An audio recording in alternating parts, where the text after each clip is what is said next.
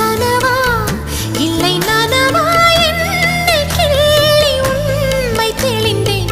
உன்னை பார்த்தெந்தன் தாய்மொழி மறந்தேன். கண்ணாளனே எனது கண்ணை நேற்றோடு காணவில்லை. என் கண்களை பறித்துக் கொண்டும் ஏன் இன்னும் பேசவில்லை. ஆளான ஒரு செய்தி அறியாமலே அலைபாயும் சிறு பேத